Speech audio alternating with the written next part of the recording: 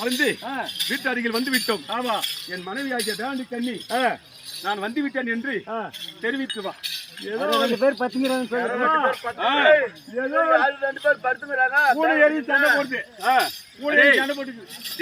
ஆண்டகண்ணா அவளை பத்தி தப்பாக பேசாரு. மானத்தில் சிறந்தவள், மானத்தில் சிறந்தவள், கணவனுடைய பேச்சுக்கு கட்டுப்படுத்தி நடப்பவள், குடும்ப தலையை நிமிராமல் நடக்கக்கூடியவள். வேறு ஒருவன் கூட படுத்துக் கொண்டிருக்கிறாள் என்று தெரிவிக்கிறது தவறு.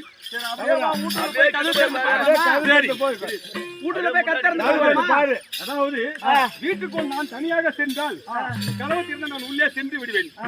என் கூட ஒரு காவலர் நீ இருக்கிறாய் அல்லவா, உன்னை அழைத்துக் கொண்டு நான் உடனே கதவை திறக்க முடியாது. அப்படி இருக்க நீ சற்று பொறுத்திரு, நான் அழைத்து பார்க்கிறேன்.